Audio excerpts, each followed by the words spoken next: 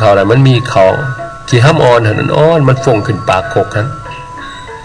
แล้วก็เอามือลูบมาใส่ใบตองไว้นี่ล่างฟัดเขาแล้วเขาปลายมันอ่อนนั่นก็เพื่อนเอิ้นว่าทิกเขาหรือหอนเขาเอามีดเขาปลายมันอ่อนออกมาไว้เพื่อบ่ให้เศรษฐีเห็นเอาเขาตัวเป็นเม็ดหันไปเมื่อสำเร็จหน้าที่แล้วก็เอาเขาป้ายเขาอ่อนหันมาสมกับกี่ห้ามหันมาจุ๊บใส่น้ำแล้วก็ไปมุกใส่ใบตองไปมุกไปพอคิดว่าถาสุกแล้วสิกินเองก็สำเร็จเรียบร้อยได้ถือว่ามุกเขาก็สุกแล้วก็เย็นแล้วนุ่งสินแล้วก็เฮ็ดจงสินออกมาเงี้ยวๆหนึ่งเพื่อสิเฮ็ดเป็นพกเอาเอิ้นว่าพกสิน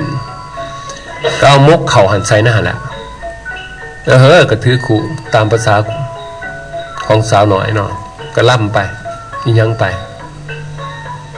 กันไม่พ่อพระพุทธเจ้านี่แหละบิณฑบาตมาเกิดศรัทธาเลยโอ้ยดีใจเห็นพระพุทธเจ้าจะได้ให้ท่านก็บ่ได้คิดเลยว่าเครื่องที่ตัวเองเฮ็ดให้มันบ่ประณีตได้ไดบ่สะอาดจังไดคือใส่ในพกศีลแก้พกศีลออกมาปรับประจกเขาเอาบกเขามากับป้อนใส่บาตรพระพุทธเจ้ามาป้อนเขาใส่บาตรความจริงห่วงหน้าออกป้าถูกคือเสียใจบางอย่างตาสิบ่บาปบ่กูนี่เนาะจังไดจะว่ามุกเขายันพกศีลไปใส่จะไปเอาคืนออกมาก็บ่จักบ่กล้าย่างถอยหน้าถอยหลังแล้วเกิดความกังวลในใจพระพุทธเจ้าเห็นพฤติกรรมคืออย่างสันพระพุทธเจ้าก็สั่งให้อนุนปูผ้าปูอาสนะลงที่ห่มใหม่นั่นเลยแล้วก็นั่งลงประทับนั่งลงเปิดบาตรออกมาก็แก้มุกเขามากระสันให้เห็นหน่อยแล้วตอบสนองศรัทธานางปุณณธาสีเห็นก็ดีใจพอแท้เอาว่าโอ้ยคือปะเพิ่นสิบ่สันคือปะเพิ่นสิเอาถิ่มของเฮามันบ่เข้าบ่งามบ่จบคือของเพิ่นแล้วก็ใส่ในพกศีลสิอีกเงามือสาธุอย่าช่วยเขาหน่อยบาปเขาหน่อยกรรมอย่างพระพุทธเจ้าก็อวยพรให้นางปุณณธาสีบุญนั้นค้ำสู่เราเมื่อเวลาเราลมหายตายจากโลกมนุษย์ก็ไปเกิดอยู่เมืองสวรรค์นั่นพ้นบุญนี่คืออยากบอกถึงศรัทธาอยากจะบอกว่าศรัทธาแห้งกาถ้ามีศรัทธาได้ได้แต่อย่าลืมว่าศรัทธาเนี่ยมันประกอบด้วยอย่างที่ก่อให้เกิดเป็นศรัทธาที่บริสุทธิ์แต่ก็ดีคือต้องมีปัญญาอยากจะมีปัญญาเนี่ยเหตุอย่างไรคือต้องเยี่ยนหูฟังธรรมเทศนาศึกษาโดยการอ่านการฟังโดยการเบิ่งอย่างต่างๆเหล่านี้อย่าไปเข้าใจว่าบริจาคท่านแล้วก็ได้บุญโลดนั้นบ่แม่นเด็ดขาดนะมันจะต้องมีปัญญาจะต้องมีการศึกษาเรียนรู้ให้เข้าใจเป็นพหูสูตรคือต้องศึกษาหลายได้ฟังได้อ่านอย่างต่างๆในหลายอันนั้นเป็น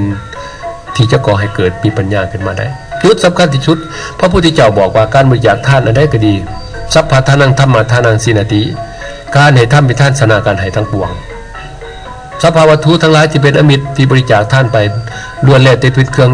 เอื้ออำนวยให้แก่การบำเพ็ญบุญกุศลคือการฟังธรรมคือการแสดงธรรมตัวนี้เป็นตัวรักสำคัญที่สุดผู้เขาไปวัดจะเป็นพ่อแม่ก็ตามหรือจะเป็นอ้ายน้องผู้ใดก็แล้วแต่เขาไปวัดรับฟังพระธรรมเทศนาจากครูบาอาจารย์แล้วก็มาบอกสู่กันฟังคือผัวไปมาบอกสู่เมียมาไปเอามาบอกสู่ผัวพ่อแม่ไปเอามาบอกสู่ลูกสู่หลานสั่งสอนให้ลูกให้หลานเข้าใจเรื่องรักศีลธรรมเมื่อทุกคนทราบพุทธิได้คืออย่างสั้นมันก็จะกลายเป็นแผ่นดินธรรมที่แท้เกิดขึ้นมานะเฮือนก็จะเป็นเฮือนที่แก้วเฮือนทิพย์อีดีอลอนะอย่าให้มันเป็นเฮือนแก้วเฮือนทิพย์แต่วัตถุใส่กระโรงงามปูกระโรงบักงาม2 สัน 3 สันมีรถมีรางแต่จิตใจคนบ่เป็นแก้วเฮือนมันก็บ่เหลื่อมบ่ใสไปคือกันอันนี้แหละคือคนลาวทราบพุทธแท้ต้องได้ศึกษาเรียนรู้เข้าใจคืออย่างนั้นอันที่สองมากก็คือเรื่องบุญมาฆบูชาคำว่ามาฆบูชามันเป็นดาวมักนอดาวลึกเขาเสียนได้ดวงจันทร์แจ้งสว่างดวงดาวทั้งหลายก็เจิดจ้า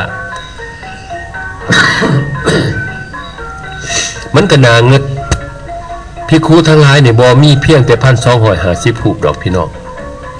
มีหลายกว่านั้นที่บ่ได้มากก็มีแต่มันน่าคิดอยู่บนไว้ใน1,250 รูปนี่นะบ่มีไผมนมาเองพร้อมกันบาทเดียวคือกันเบิดเดี๋ยวพระสงฆ์สิมาในมือนั้นหัน เป็นอรหันต์บัดและภิกขุที่มาในมื้อนั้นหันแม่นพระพุทธเจ้าเป็นผู้บวชให้เพิ่นเอิ้นว่าเอหิภิกขุอุปสัมปทานี่นะ3อย่างนี่สมจักกรอกเดียเป็นเรื่องที่วิเศษเป็นเรื่องที่วิเศษพระจันทร์ก็เต็มดวงในเวลานั้นพระพุทธเจ้าก็แสดงโอวาทปฏิโมกข์โอวาทปฏิโมกข์เป็นอย่างเป็นศีลนี่แหละเป็นศีล227ข้อนับตั้งแต่ปริสุทธิ์4สังฆาทิเศษ13อานิสงส์2นิจจักขีปจิตติ30ปจิตติกับ22ปฏิเทศสาริยา4เสกิญญาวัต75อธิการณะเรืออธิกรณ์สมถะมี7รวมเป็น227ข้อและก็เป็นการประกาศพระพุทธศาสนาไปเลยดังสันนิษฐานถือว่าวันมาฆบูชาเป็นวันแห่งมหาสามัคคีเป็นตัวอย่างที่เลิศล้ำที่สุดที่คนลาวชาวพุทธหรือผู้ใดก็แล้วแต่ที่ควรเอามาเป็นเยี่ยมอย่าง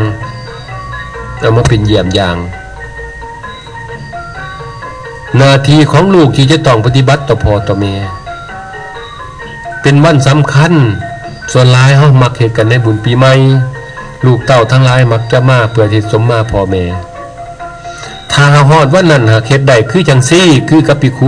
1,250 องค์นี่นะที่เขามาไหว้พระพุทธเจ้าเลยครับฟังพระธรรมเทศนานี่นะโอ้มันเป็นเรื่องที่พิเศษที่สุดเป็นเรื่องวิเศษฮู้จักหน้าที่คนลาวซับพุทธของพวกเราจะเป็นผู้นมผู้น้อยยังไงฮู้จักหน้าที่ของตัวเองคืออย่างซั่นมันก็มีความเจริญก้าวหน้าเนาะนั่นในหน้าที่ของซับพุทธของพวกเราในมื้อนี้เฮ็ดหยังก็คือที่ได้ว่ากันมานั่นน่ะห่างหากาเกียบเข้าป่าอาหารมันหารักกันเป็นข้าวจีผู้ขาเห็นแต่สมัย3-4-50 ปีขึ้นหลังจะเคยเห็นอยู่ทั้งตัวแหละเมืองโขงแกงจำปาสักเขาอยู่ทั้งแถวดอนขะเมาแถวอย่างที่บ้านเกิดเมืองนอนผู้ขาอยู่แถวนั้นชายแดนทั้งกัมพูชาตอนกลางเว้นนี่มื้อ14นี่ตอนกลางเว้นประมาณบ่าย1 โมง 2 โมงก็เห็นผู้เฒ่าผู้แก่เพิ่นผู้แสผู้สาวนี่แหละ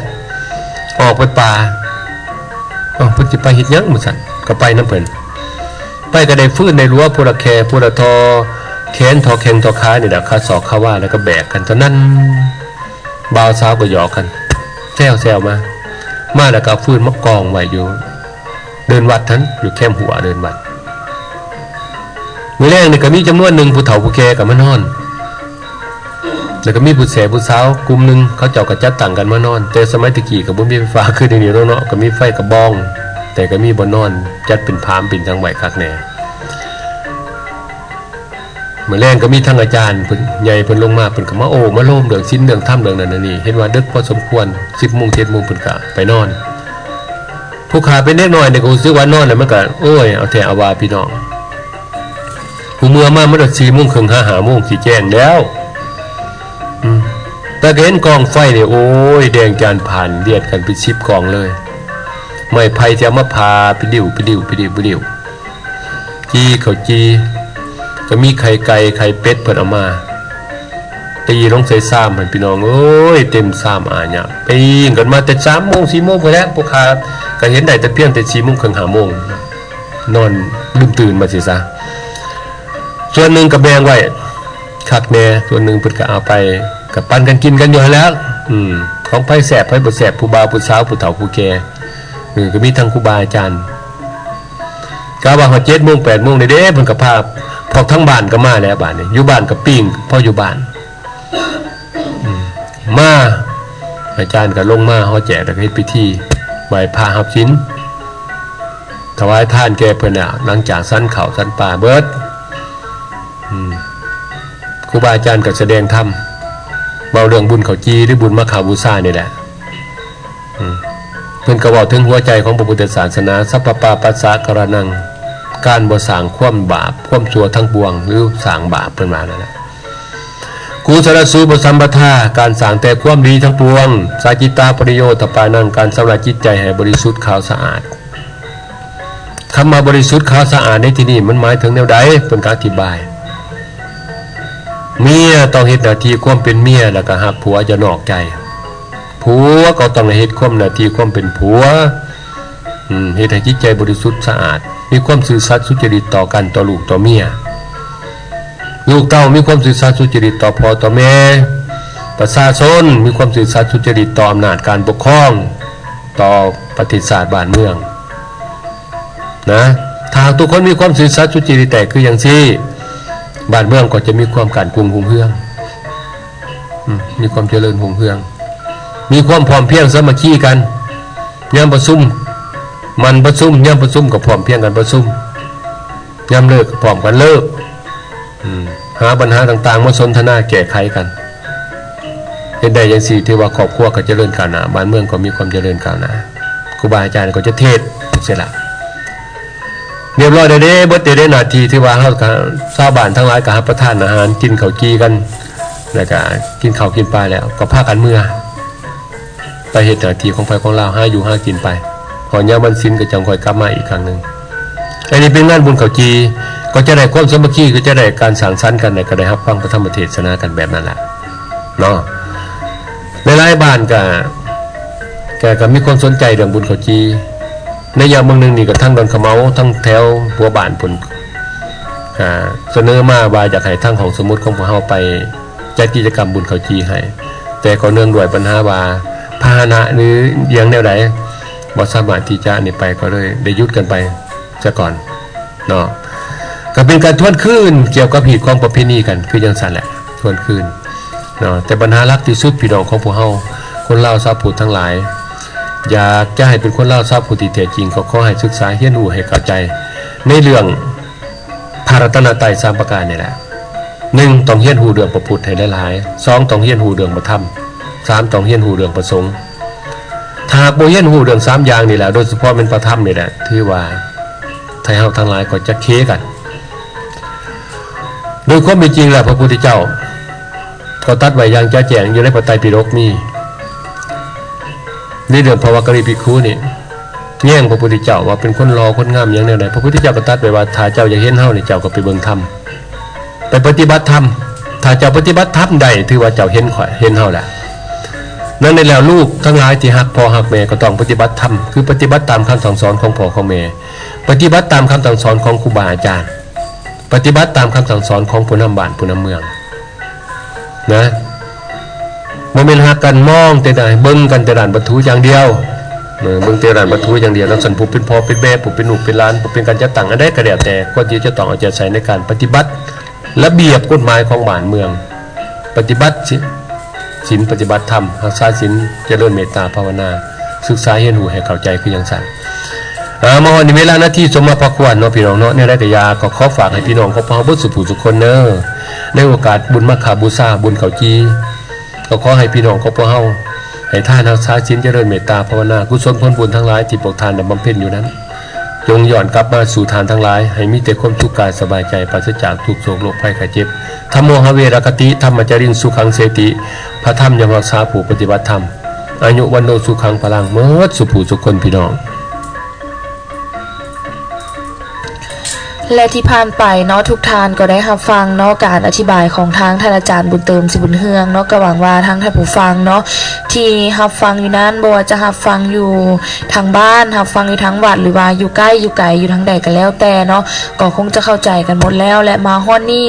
เวลาของทางรายการธรรมายามเช้าก็ใกล้จะหมดลงแล้วเนาะและสุดท้ายนี้ก่อนจะจากกัน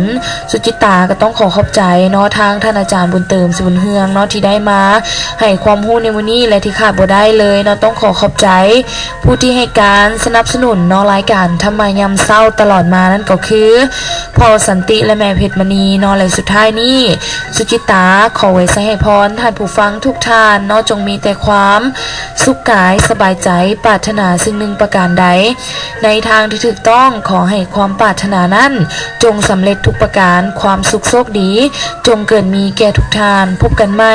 ในเวลาและสถานีเดิมสำหรับมื้อนี้สุจิตาขอกล่าวคำว่าสบายดี